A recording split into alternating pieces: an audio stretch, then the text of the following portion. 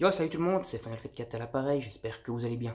Aujourd'hui, on va se retrouver pour une nouvelle petite vidéo, et cette vidéo, ça sera sur les éditions Pika. Je vais vous proposer aujourd'hui mon top 5 des séries courtes, de mes séries préférées en tout cas courtes, chez l'éditeur Pika. J'ai d'autres séries courtes, donc plusieurs séries courtes même chez l'éditeur Pika, que j'ai bien aimé, et je vous ferai peut-être donc une deuxième vidéo sur cet éditeur au niveau des séries courtes, voire des séries longues. Et pourquoi pas faire également ce type de vidéo pour les autres maisons d'édition, parce qu'il y a pas mal de séries courtes que j'aimerais vous présenter chez d'autres maisons d'édition. En tout cas, ici trêve de blabla. Avant de commencer, comme d'habitude, n'hésitez pas à vous abonner à la chaîne et activer la petite cloche pour ne rien manquer, à liker et partager la vidéo sur vos réseaux sociaux pour m'aider dans mon aventure YouTube, et à donner votre avis dans les commentaires. Allez, on va commencer directement. Et donc, pour cette premier choix, entre guillemets, de série courte que j'ai bien kiffé chez Pika, c'est tout simplement, je le mets à l'envers, c'est bien, c'est tout simplement Je vais manger ton pancréas. C'est une série finie en 2 volumes, donc on va dire c'est un two-shot, voilà, c'est pas un one-shot, c'est un two-shot.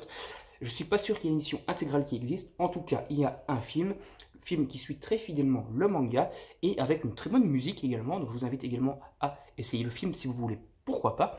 Parce que, en tout cas, la série est franchement très bonne.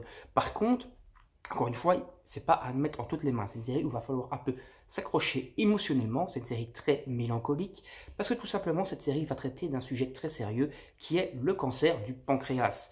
Donc c'est une série qui va tourner autour d'une héroïne que l'on sait condamnée et du héros qui va tout faire, entre guillemets, pour rendre la vie agréable de l'héroïne. Héros qui, normalement, est quelqu'un de très solitaire, et donc il ne sait pas trop comment gérer, entre guillemets, sa nouvelle amitié avec cette fille, et il ne sait pas également comment gérer ses sentiments. Est-ce que c'est des sentiments amoureux, est-ce que c'est pas des sentiments amoureux? Voilà, un manga très romantique, très mélancolique, qui va également traiter d'un sujet très sérieux qui est la maladie du pancréas, et de savoir si on peut vraiment lier une amitié avec quelqu'un, ou même une histoire d'amour avec quelqu'un, alors qu'on sait très bien que cette personne est mourante et qu'il lui laisse plus que quelques mois à vivre. En tout cas, c'est vraiment très sympa. Mais comme je vous l'ai dit, il faut s'accrocher. C'est un peu un manga pour faire pleurer dans les chaumières. Comme vous voyez ici, je vous montre quelques petits extraits d'images, et je trouve que le dessin est franchement très beau. C'est franchement un excellent manga, que ce soit, comme je vous l'ai dit, au niveau de l'histoire ou au niveau du dessin. Passons à la suite. On va parler cette fois d'une série un peu plus longue, en 5 volumes, que j'ai également apprécié. Il y a un peu de tous les genres que je vous présente dans cette vidéo. Ici, c'est Full Drum. Donc c'est un manga shonen sportif, avec donc ça un gros neketsu, donc avec un but du héros qui est nul et qui est de devenir au final le plus fort dans son domaine. Ici, en l'occurrence, comme vous vous doutez, ça sera le rugby. Donc il faut savoir en fait que le héros, et donc même l'histoire et la construction du manga, va tourner autour d'un héros qui à la base a essayé plein de sports et qu'il est nul de chez nul dans tous les sports. Il se fait renvoyer de tous les clubs sportifs dans lesquels il a participé, jusqu'à ce qu'il rentre finalement dans le club de rugby. Dans le club de rugby, il est encore une fois au début assez nul, même s'il maîtrise bien les plaquages, mais il est entre guillemets assez nul pour ce sport. Mais il ne va pas se décourager comme il a eu le cas pour tous les autres sports, parce qu'il va se découvrir une énorme passion pour le rugby. Donc c'est vraiment un manga, on va dire, de passionnés, de fans de rugby, voilà, tout simplement. Bon, je ne suis pas passionné de rugby, j'y connaissais quasiment rien à ce sport avant de lire ce manga, mais j'ai trouvé vraiment l'histoire très intéressante, le côté de dépassement de soi pour sa passion très bien retranscrit, très bien foutu tout simplement, et j'ai bien apprécié tout simplement le personnage principal qui a tout simplement une philosophie de vouloir se dépasser, de dépassement de soi-même, qui est très intéressante et qui peut être vraiment pris comme moteur. Voilà, il y a vraiment une bonne morale dans ce manga.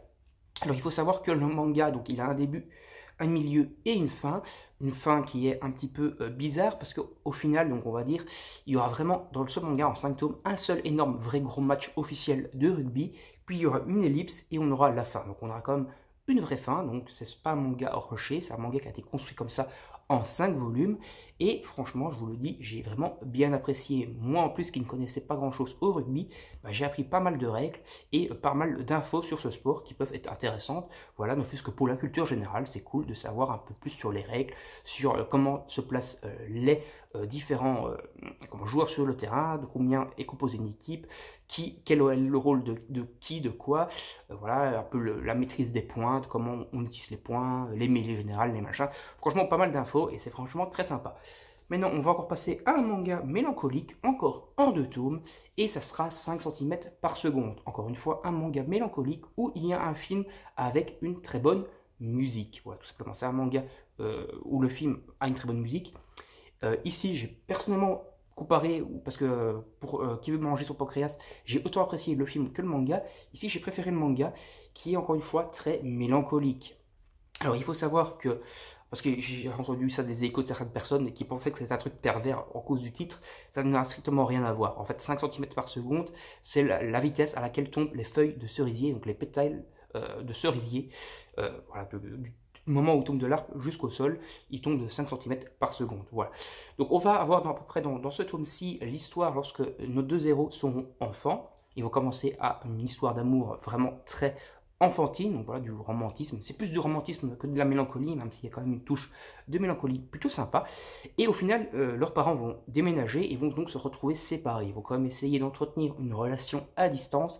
Et finalement, plusieurs petites péripéties vont leur arriver jusqu'au final où on aura le héros principal ici, qu'on va vraiment suivre plus en détail dans le tome 2, qui aura donc plus de 20 ans. On va suivre un peu son évolution sur plusieurs années après et on va avoir un peu toute ses problèmes sentimentaux, on va dire, et un peu toute la tristesse et tout un peu le côté, le souci qu'ils ont eu à force de se retrouver séparés les deux là.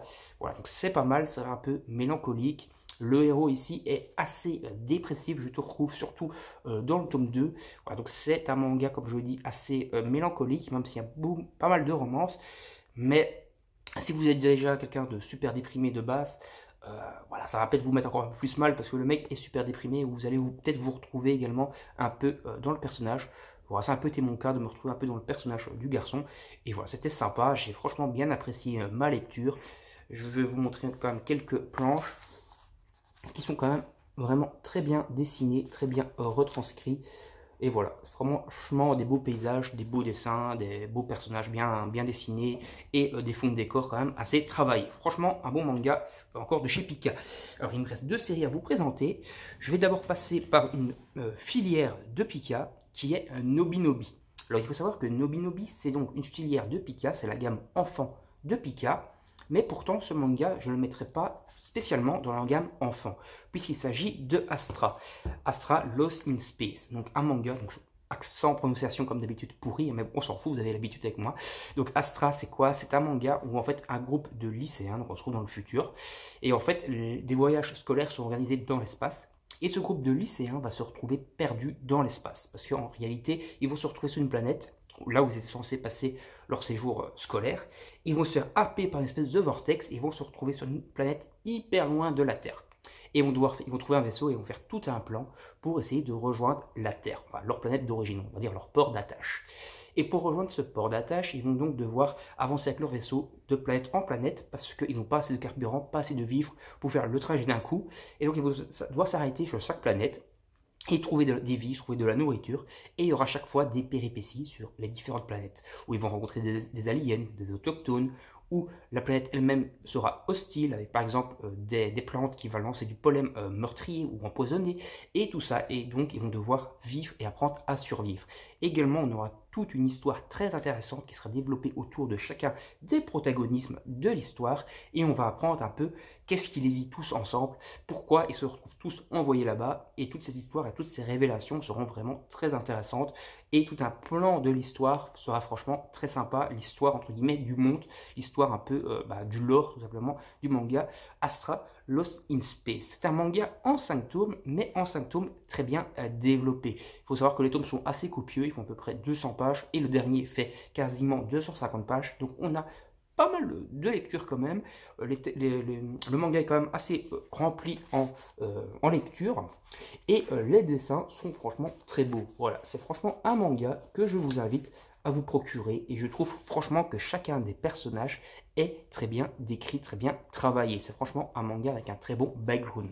Passons maintenant au dernier manga qui est un peu le plus trash que j'ai à vous présenter et le plus long aussi puisqu'il fera 7 tomes. Donc voilà, c'est un petit peu long pour une série courte si on peut dire.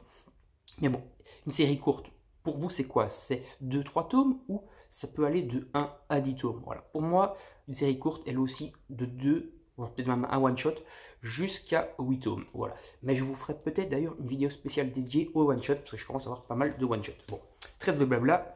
Cette série, tout simplement, c'est Starling Anonymous. Donc Starling Anonymous chez Pika Édition. Cette fois, il s'agit d'un shonen, donc c'est un manga très adulte. Et surtout, c'est une grosse critique de notre monde actuel et de la surconsommation, surtout, qu'ont les humains.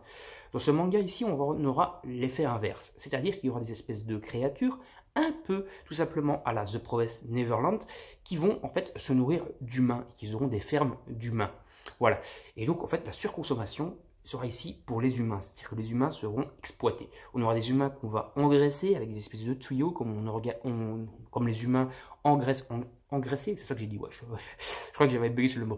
Donc on va engraisser en fait des humains comme nous on engraisse, enfin comme les humains engraissent des poulets ou des oies, et ils vont donc les engraisser au point de devenir obèses jusqu'à les emmener à l'abattoir pour que les monstres puissent tout simplement les bouffer. On va avoir également la surconsommation et la surprocréation, tout simplement, puisqu'il y aura des femmes qui seront tout simplement là pour se faire, entre guillemets, fourrer à la chaîne et pouvoir donner tout simplement des descendants qu'ils auront après remis dans les chaînes alimentaires et réengraissés pour se faire rebouffer, etc.